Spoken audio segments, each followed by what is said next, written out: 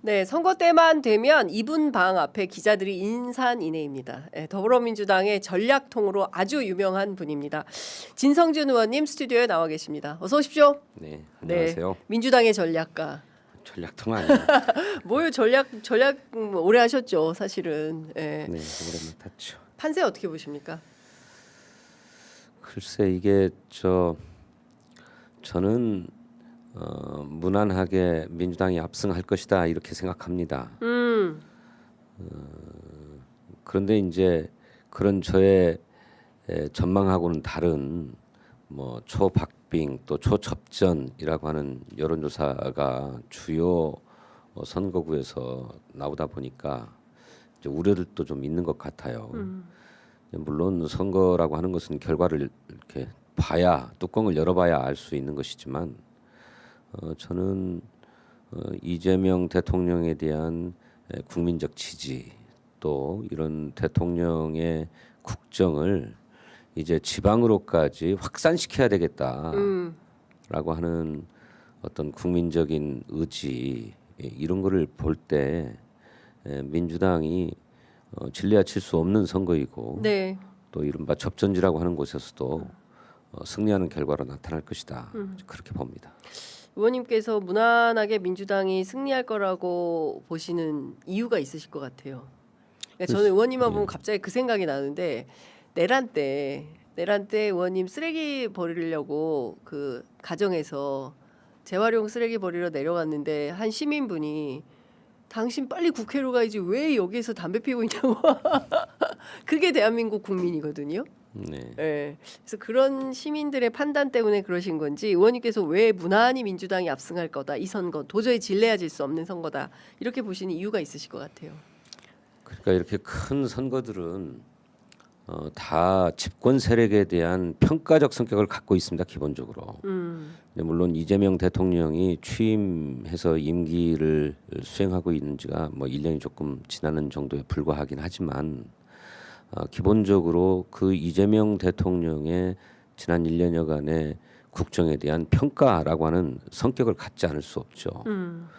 그런데 이재명 대통령이 정말 잘하고 있다는 평가를 받고 있잖아요. 네. 특히 전국에 생중계되는 국무회의를 보면서 그 얘기 정말 많이 하시더라고요 시민분들께서. 주무부처 장관도 잘 모르는 문제 또 국민이 답답해하는 문제를 탁 짚어서 그렇죠. 이게 왜 이러는가 예. 이거 신속하게 해결해라 예. 라고 구체적인 주문과 처방까지 제시하는 것을 보면서 우리가 대통령 정말 잘 뽑았다. 그러니까요. 맞아요. 예. 나라가 이제 제대로 굴러가는 것 같다. 이런 평가들을 하고 계시지 맞습니다. 않습니까? 그럼 이런 대통령이 더 일을 잘할 수 있도록 예. 손발을 잘 맞춰서 일할 수 있는 지방 정부 수장들을 뽑는 선거인데 당연히 민주당 소속의 후보들을 지지하시겠지요. 그리고 지지해 주셔야만 할 것이고 네네. 그렇기 때문에 저는 이번 선거에서 민주당이 좋은 성적을 거둘 것이다, 압승할 것이다 이렇게 네. 보는 것입니다. 저도 이번 선거 100일 앞두고부터 전국을 다니면서 주말에 이제 틈틈이 쪼개서 전국을 다녔는데요. 제일 많이 하신 말씀이 국무회의 라이브. 네. 투명성. 저렇게까지 투명하게 국정 운영을 할 줄은 몰랐다. 처음 본다 저런 사람. 그리고 두 번째는 내란 때문에 나라가 절단나는 거 아니야라고 진짜 불안했는데 안정감이 든다. 그리고 외국에 나가서도 실수 안 해서 진짜 마음에 든다.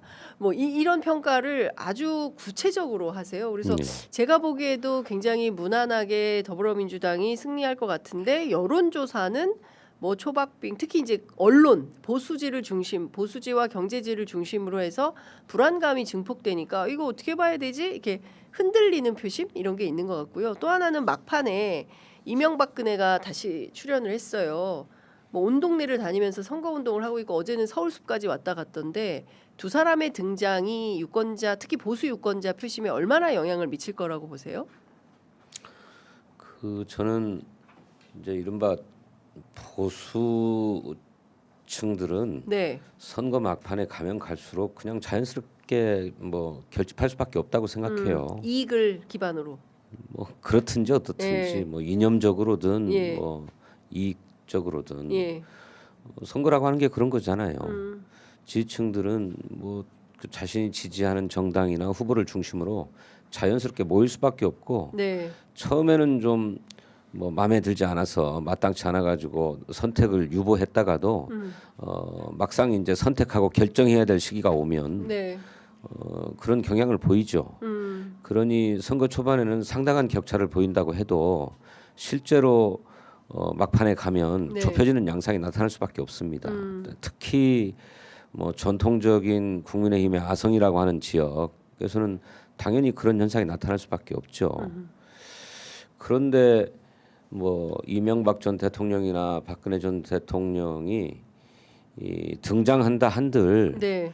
그 전통적인 보수 유권자들에게는 뭐 효과가 있을지 모르지만 그 선거 막판에 승부를 결정짓는 이른바 중도 무당층에 있는 유권자들의 표심까지도 당겨올 수 있는 매력이 있는가, 네네. 유인력이 있는가 없어요.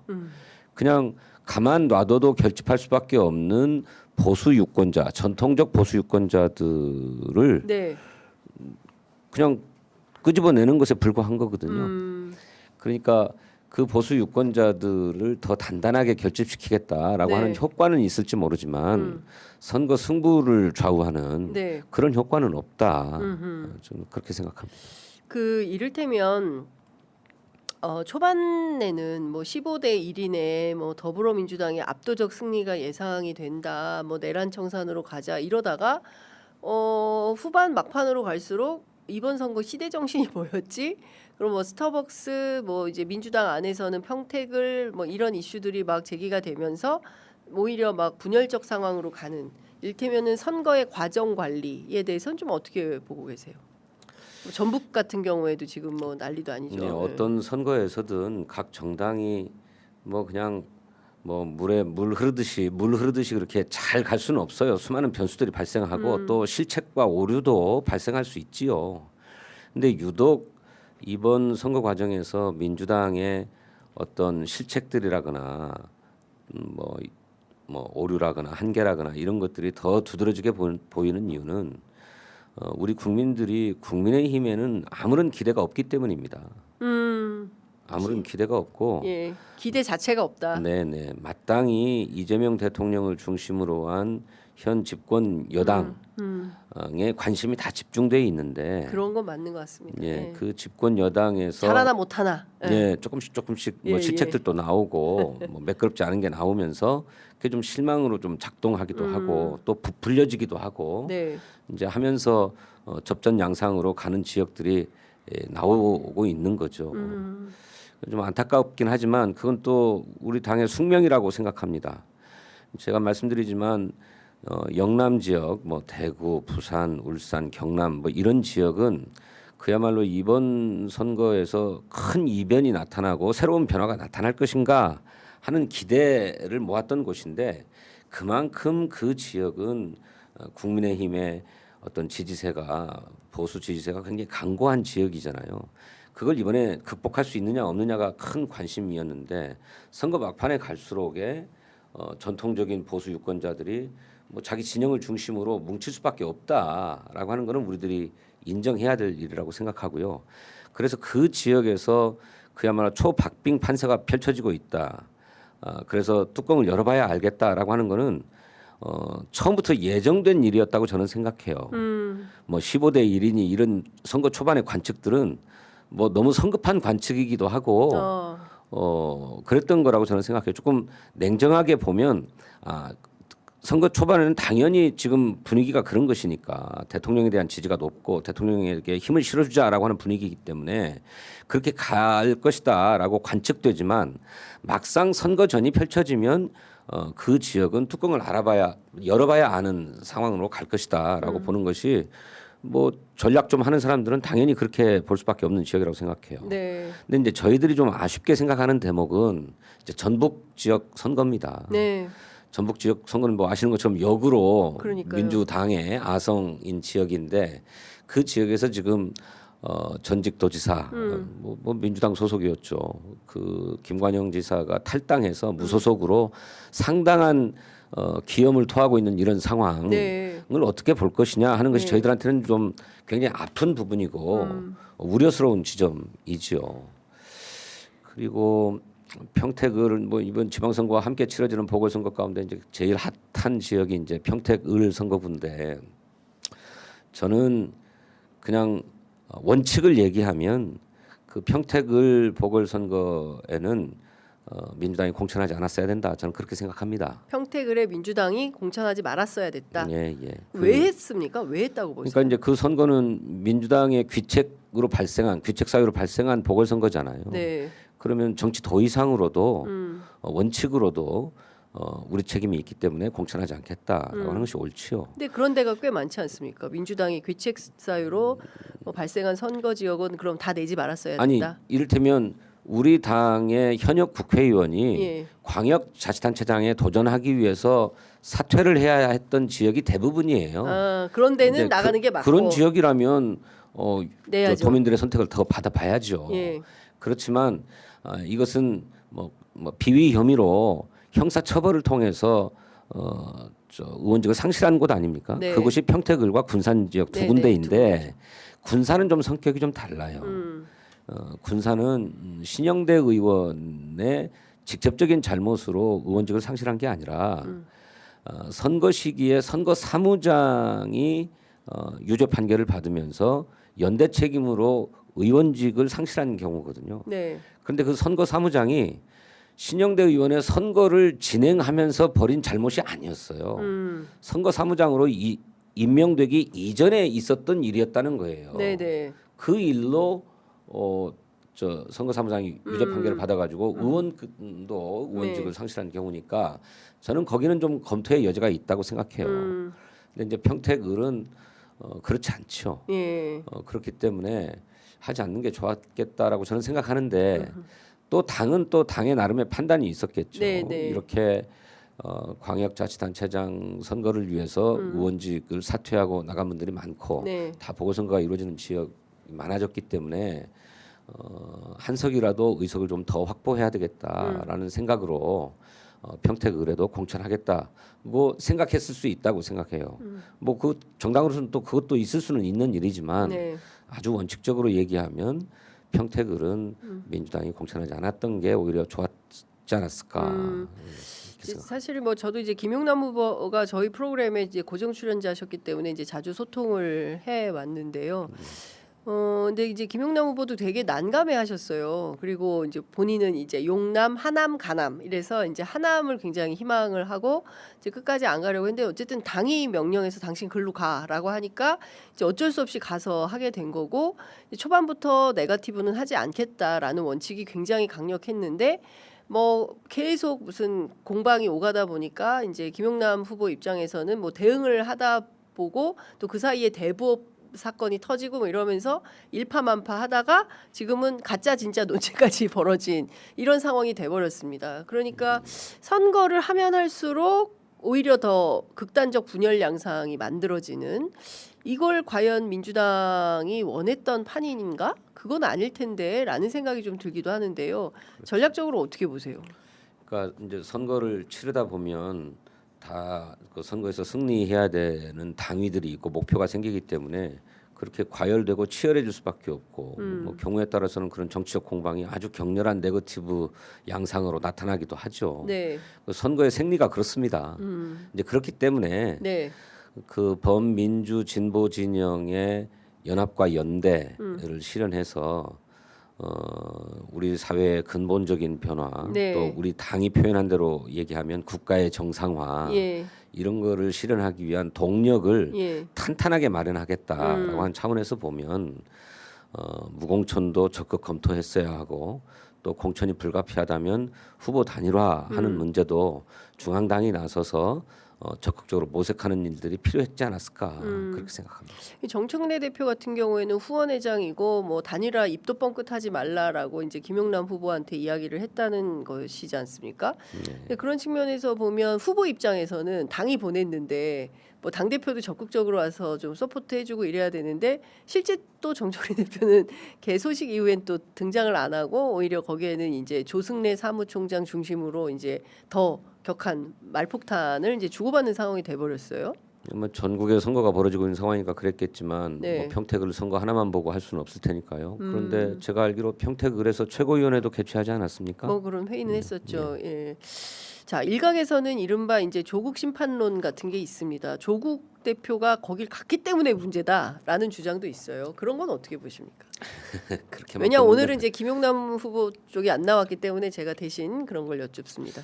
그렇게 볼 문제는 아니고 조국 대표가 출마지를 어디로 할 것이냐 하는 문제는 조국 혁신당이 판단해야 될 문제죠. 네. 그걸 뭘 어딜 가라 마라 할 문제는 아니라고 저는 생각합니다. 네. 그러니까 하여간 지금 보면 격렬하게 치열하게 붙고 있어서 사실은 평택을 지방선거의 결과도 결과지만 그 이후가 더 걱정이다. 그리고 이제 제가 아까도 말씀드렸지만 100일간 현장을 다녀보면 시민들이 가장 강력하게 원하시는 게 뭐냐면 싸우지 마라. 제발 더 큰 힘을 만들어서 좀 좋은 시너지를 내라라는 건데 이제 그렇지 않기 때문에 생긴 이슈들에 대해서는 좀 이후의 과정은 이게 사실은 다 당대표 선거 때문에 그런 거야라고 보는 식견을 가진 분들도 계시더라고요. 글쎄 그것 말고는 도대체 설명이 잘 안 되니까 그쵸. 그런 것 같은데 예. 조국 혁신당과의 문제는 그건 뭐 전당대회와는 무관한 문제입니다. 조국 혁신당이 민주당의 전당대회에 관여할 수 있는 입장이 아니잖아요. 네. 그러니까 그거를 거기에 갖다 붙이는 것은 그냥 견강부여식의 해석이고, 근데 다만 당내에서 일어나는 여러 가지 공천의 과정 또 선거의 과정을 전당대회와 자꾸 결부지어서 해석하려고 하는 것은 저는 우려스럽습니다. 그렇지 않습니다. 네. 어떤 지도부도 선거보다 더 중요한 정치적 과제가 있을 수 없습니다. 당적으로는 선거에서 승리하는 것이 제1 목표이고 그렇겠죠. 전당대회는 선거 이후에 고민해야 될 지점입니다. 네. 또 뭐 많은 분들이 뭐 정청래 당 대표가 연임에 도전할 것이다. 뭐 이걸 기정사실화하고 있는 것 같은데 뭐 그럴 가능성도 높다고 생각하지만 정청래 대표는 당신 입으로 한 번도 당 대표에 연임 도전하겠다라고 한 얘기를 한 적이 없습니다. 생각지도 않고 있다라고 얘기했고 오직 선거 승리에만 네. 전념하고 있다. 그 지방선거 이후에 전당대회 문제는 고민하겠다 이렇게 얘기하지 않았습니까? 저는 그 얘기를 액면 그대로 받아들여 줘야 된다고 생각합니다. 그것을 아무런 근거도 없이 자꾸 뭐 연임에 도전하려고 하다 보니까 뭐 공천 과정에서 정청래 측근들을 막 일부러 네. 공천을 하려고 했느니 이게 김관영 지사 주장 아닙니까? 그 있을 수 없는 일이라고 생각해요. 네. 만일 정청래 대표가 그런 의지나 의사를 가지고 있었다면 네. 공천 심사 과정에서 김관영 지사를 컷오프 시켰겠죠. 그런데 3명의 후보를 다 경선 후보로 결정하지 않았습니까? 네. 그러고 난 다음에 이른바 벌어진 일이다. 돈봉투 사건이 터져서. 터진 거잖아요. 그것도 그냥 돈봉투를 돌리는 장면이 텔레비전에 그냥 다 나와버렸어요. 다 나와버렸잖아요. 이 전북 선거가 얼마나 중요한데 그 선거에서 별일 없다는 식으로 경선을 그냥 진행해 보십시오. 그렇게 해서 김관영 후보가 도지사 후보로 선출된다고 하면 국민의힘은 다른 거 다 놔두고 그 비디오만 틀고 다녔을 거예요. 돈봉투 돌린 민주당이라고. 그렇지 않아도 뭐 저 강선우 의원이 뭐 지난 선거에서의 공천 과정에서 네. 김경 전 시의원한테 뭐 거액을 받았다는 네. 것 아닙니까? 그런 문제로 당이 참 국민 앞에 면구스럽고 네. 송구스러운 상황인데 또 그런 일이 뭐 똑같은 성격의 것은 아닙니다만 아니지만. 예. 그런 일이 벌어져 보십시오. 저는 당으로서는 마땅한 결정을 내렸다고 생각해요. 네. 그런데 그런 결정을 정청래 대표가 김관영을 배제하고 이원택 의원에게 공천을 주려고 일부러 그렇게 한 것이다라고 하면서 정청래 대표에 대한 공격을 자기 선거운동의 모토로 삼고 있잖아요. 그렇죠. 대단히 잘못된 거다. 이거는 사실관계를 비틀고 왜곡하는 거죠. 예. 그러니까 김관영 후보의 그런 선거 캠페인은 대단히 잘못된 거다. 비틀고 왜곡하는 거다. 그렇죠. 예. 그럼 거의 마타도어죠. 마타도어다. 예. 알겠습니다. 일단 합당은 어렵겠어요. 조국혁신당하고 되겠습니까? 어떻게 보세요? 예, 그건 또 좀 시간이 걸릴 것 같습니다. 네. 예, 정청래 대표는 통합 전당대회를 하겠다 이런 얘기도 했던 적이 있었던 것 같은데 예. 이번 선거 결과를 보고 조금 더 지켜봐야 하지 않을까. 지금 두 당 사이의 감정의 골이 굉장히 큰 것 같습니다. 그 원님께서는 평택을의 선거 결과를 어떻게 전망하십니까? 뭐 어제 오신 그 김봉신 그 메타보이스 대표는 어부지리로 유이동 근데 3등이기 때문에 그건 불가할 것 같고 결국에는 이제 김용남 조국 김용남 둘 중에 한 사람이 당선될 가능성이 높지 않냐라는 건데 어떻게 전망하세요? 글쎄 선거 결과를 딱 예측하기는 어렵고 말씀하신 것처럼 유이동 후보는 아예 관심의 대상이 아니잖아요. 그렇습니다. 예. 조국이냐 또 저 김용남 후보냐 요 두 그렇습니다. 사람의 문제가 이제 관심의 초점이기 때문에 예. 현지의 뭐 유권자들도 그 두 사람에게 다 관심이 가 있을 것이다 이렇게 보여져요. 네. 투표율이 낮더라고요. 네. 왜 낮을까요? 어째도 다 선택이 마땅치 않은 게 아닐까요? 선택이 그러니까 그러니까 흔쾌히 한 표 딱 기분 좋게 나가서 한 표 딱 던질 수 있어야 되는데 그렇죠. 그런 판이 아닌 거예요. 예, 평택은 예. 서로 또 애매하고 네거티브가 서로 격렬하다 보니까 예. 어디에도 마음이 잘 안 가는 거죠. 근데 왜 이렇게 판이 짜여졌을까 참. 아니 글쎄 그래서 제가 자꾸 드리는 그러니까. 말씀입니다만 민주당이 그 부분은 좀 대의를 위해서 뭘 이렇게 소화를 버린다는 생각으로 공천하지 않았던 게 맞았다. 게 차라리 낫지 않았을까. 저는 그렇게 그렇군요. 생각합니다.